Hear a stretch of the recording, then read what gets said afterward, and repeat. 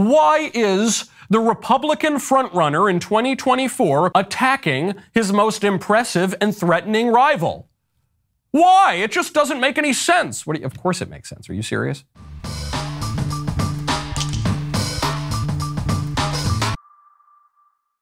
What's up, guys? DeSantis here. Be sure to like and subscribe. So, I'm definitely not the only one noticing the near entirety of right-wing media turning on Trump, right?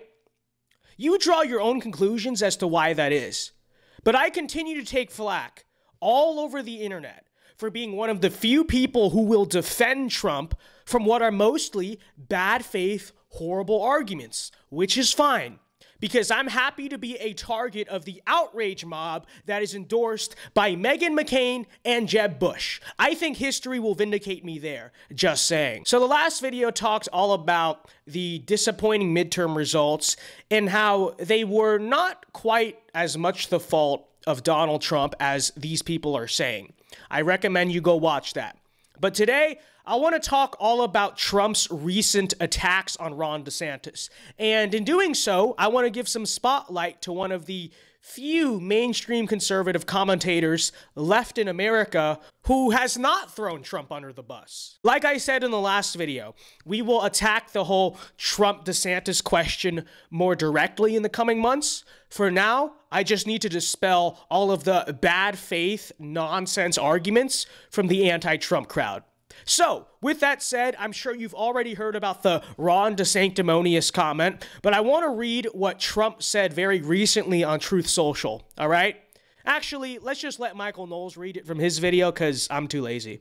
Statement by Donald J. Trump, 45th President of the U.S.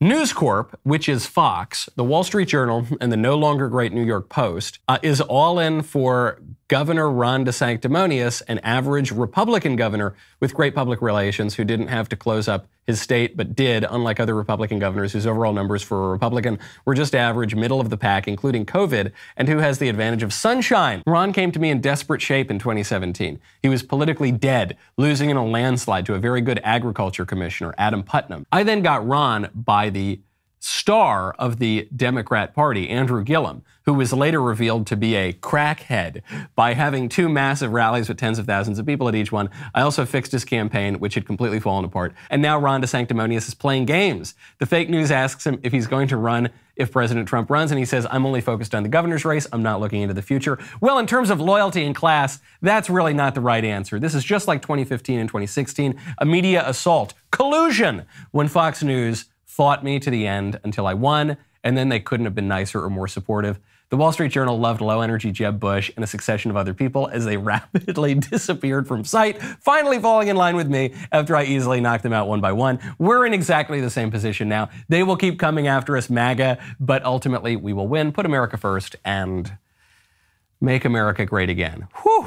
So true. Now, believe it or not, I know everyone just hates this. I love this. You know why? This is dark Trump. That's what you're getting. He's going DEFCON 3, okay? Not just on DeSantis, but on the whole GOP. He attacked McConnell. He said Youngkin would not have won without him, which is true, by the way. But I know what conservatives are saying. This is a bad look for Trump. This is his ego. I'm so tired of his ego starting stupid, petty fights. It's interesting because these are the same people attacking Trump and demanding DeSantis 2024. The vast majority of the GOP and conservative media is already going out saying, ditch Trump, DeSantis 2024. Trump lost us the midterms. I've been on social media. There's a hive of these people, a huge Republican outrage mob already calling for Trump's head. Yet when Trump responds to that, when he responds to like half, maybe more than half of the party trying to oust him, when he sticks up for himself, you guys say, screw him and his ego. You guys accuse him of dividing the party. Never mind the fact that Fox and the Wall Street Journal just threw him under the bus. That's not dividing the party. They'd have to take no criticism for that. But Trump responding to his name being dragged through the mud, apparently that's dividing the party. This is why I can't take so many of you DeSantis fans in good faith at all. Because it's one thing to compare their records. It's one thing to say, oh, DeSantis was better on COVID, right? It's another thing to make totally bad faith, hypocritical, illogical arguments. You know, you guys really sound no different from like the Lincoln Project right now. And folks, stop pretending as if these comments came from thin air and you don't know why he's doing this. It's a pretty open secret. Here in Florida politics, in DC, everywhere, everyone knows that Ron DeSantis has been plotting to run against Trump for months. Is Trump just not supposed to say something?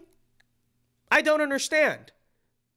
Maybe Ron and his people should stop plotting against Trump if they don't want Trump to notice. But again, it can never be anyone else's fault.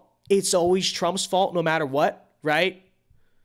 Now, you might say the Ron DeSanctimonious thing shouldn't have been said before the election. Okay, fine, fair enough, right? But the election is over now. We are soon entering 2024 primary season. Is Donald Trump not allowed to campaign? Is that the standard? Is Donald Trump not allowed to push back against extremely mainstream criticism against him across the whole right wing? Because again, this is not a few trolls on Twitter hating on him. These are very mainstream, significant forces trying to throw him under the bus. According to all of you, that's okay. It's the part where Donald Trump responds that becomes the issue. Really? Again, just bad faith, ridiculous arguments, all because Donald Trump hurt your feelings with what is frankly the truth, by the way. That's what this is really about. Anyways, I want to play the response here of Daily Wire host Michael Knowles, who, by the way, just seems to be the only person in right-wing media to agree with what we've been saying. So here you go. Why are you attacking Ron DeSantis? Why? Guys, if these sorts of antics are the sort of thing that infuriate you rather than sort of amuse you, you got to find some other way to spend your time than to focus on national politics.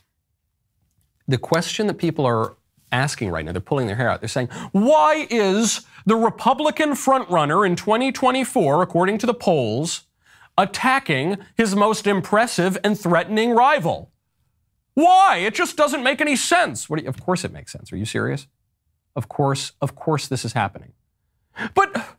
well, okay, yeah, I mean, I guess it makes sense in the polls, and I guess it makes sense in the, but come on, why does it have to be like this? It shouldn't be like this. Okay, but it is like this. This is politics. This is exactly what politics is, all right? And people are accusing me of defending Donald Trump. They're saying, Michael, I'm like the only conservative pundit in America at this point who isn't going around passing out yard signs for Ron DeSantis. And I like Ron DeSantis. I love Ron DeSantis. I think the guy's a great governor. But I think I might be the last pundit in America on the conservative side who is not just, lambasting Trump constantly and all in for picking a nominee for the 2024 presidential race 2 years out from the race. We haven't even finished counting in the midterm elections. And I think, guys, good grief. Again, props to Knowles, because I know most of his colleagues and basically everyone in the media are on the DeSantis train, which makes it funny. He has to defend himself against accusations of being some like corrupt Trump shill or something. I mean, people have obviously accused me of the same thing, of grifting off this, blah, blah, blah, this and that. So let me make this clear. Let me break the fourth wall for a second, okay? As an aspiring professional conservative commentator, it does nothing but damage me professionally to side with Trump in this debate, okay? Not only does it alienate a lot of my audience, maybe not so much on YouTube, but on a place like Instagram, absolutely. But let me break a little secret. The vast majority of institutional power in our sphere is anti-Trump and pro-DeSantis. In the media, in the GOP, in the nonprofit world, point being, anywhere you want a job, anywhere you want a leg up, there is very little for me to gain from going against the grain here. Okay? If I wanted the benefits, I'd just stay out of this debate, or I would outright just join in the sensationalist never Trumpism that's probably favored in the algorithms too, okay? I'm saying what I'm saying because I believe in it. And I believe it's the right thing to do. And I can tell you the same is true of Michael Knowles, who is a minority voice in his circle as well. Okay? But with that said, I've made my case. Michael has made his case. What do you guys think? All right. What do you guys think of the comments? Let us know, again, in the comments below. I plan to make many more videos on this stuff. You can believe that. So leave a like if you're enjoying them. And until next time, Alpha Moves only. God bless and peace.